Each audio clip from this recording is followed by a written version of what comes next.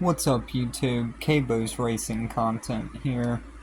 So, I am finally going to start reading through this book and gonna put it on video.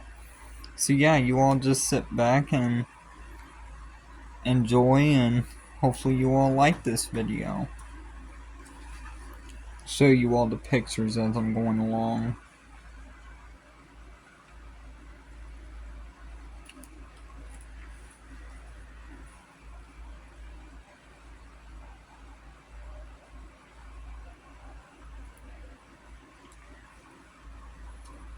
I probably won't read too much because there is a lot there and I am kind of a slow reader, so I'll probably go through like a page or two for just for this evening, and then I will sit down and do a longer video. But yeah, let's get right into it.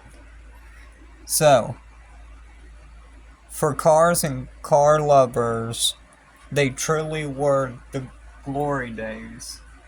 From the viewpoints of both performance and style, the mid-1960s through the early 1970s generated automobiles like those that had never been seen before and will never be produced again.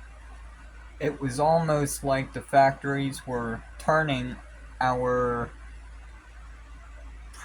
purebred race cars and selling them from dealership showrooms. And the cars became legends, essential icons of American culture, both then and now. These awesome vehicles and earned the name muscle cars for a couple reasons. The, the performance, the performance they offered, and the style they showed. Incredible muscle power could be found under their hoods. Massive amounts of horsepower generated by huge cubic inch counts, big compression ratios, and oversized, or in some cases multiple carburetors. And the cars just look tough, with light, handsome, streamlined bodies that produced good suspension and allowed for breathless performance. Maybe not amazing of all, the big three, or maybe most amazing of all, the big three. Automakers competed hotly to see who could create the best and sell the most of these high-powered products. During these muscle car wars, General Motors uh, girded, guard, Girded, I'm not sure, but girded, I guess, for battle and created some confirmed classics. The competition cowered at the mere mention of all the models from GM's Buick, Chevrolet, Oldsmobile, and Pontiac lines. By 1965, Ford's Mustang was blazing down America's streets and setting sales records along the way. Recognized as the first pony car, Ford's high-powered but nimble-handling sports coupe actually sparked the muscle car revolution into existence. Not to be outdone, Chrysler may have well outdone them all with its Hemi-powered creations. When it comes to big block muscle car performance, the Hemi set the standard, a standard that we will look to with awe and an admiration to this day.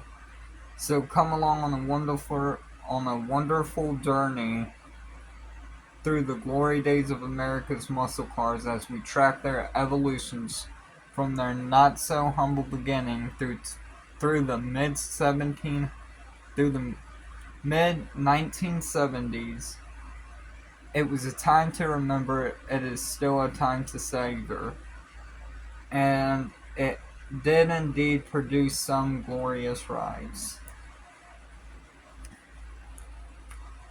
because the look of the 1966 GTO was so successful, few changes were made in the 1967 GTO's appearance.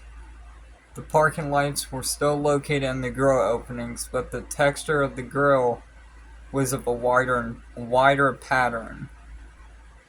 So I didn't know that, but now I do.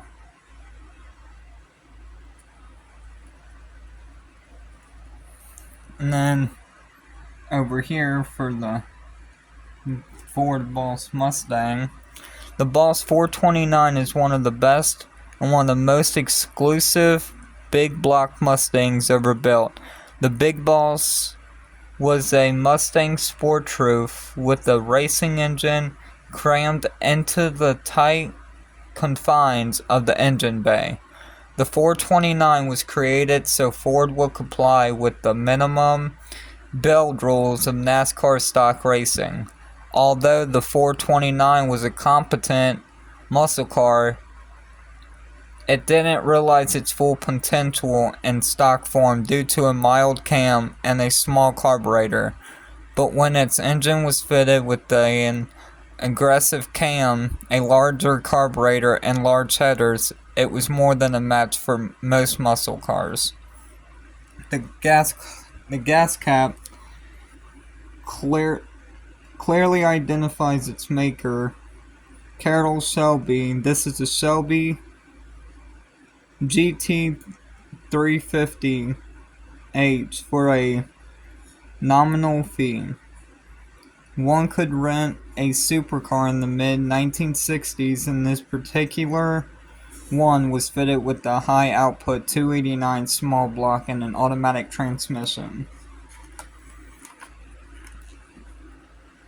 The 1960 Corvette was a great example of the late 50s era styling. From its two-tone paint to the chrome grille, it was a flashy American sports car that symbolized the time.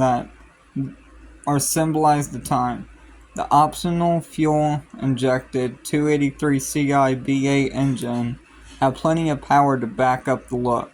1960 marked the first year for both front and rear anti-sway bars under the Corvette, and the last year for the legendary grille work. Note the wide white wall tires, which were more typical on full-size cars, but look at home on this year Corvette.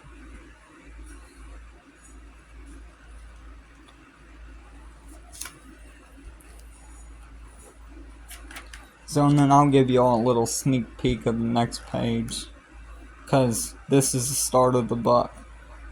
What I just was reading was just the introduction. So yeah. Next video I do on this book, I'll get started on Chapter 1, GM Muscle, and yeah, you all stay tuned for that. Make sure you all hit that like and subscribe button, and hit that notification bell so you all get notified every time I upload a new video. I hope you all like this video. Stay tuned for more and keep grinding gears.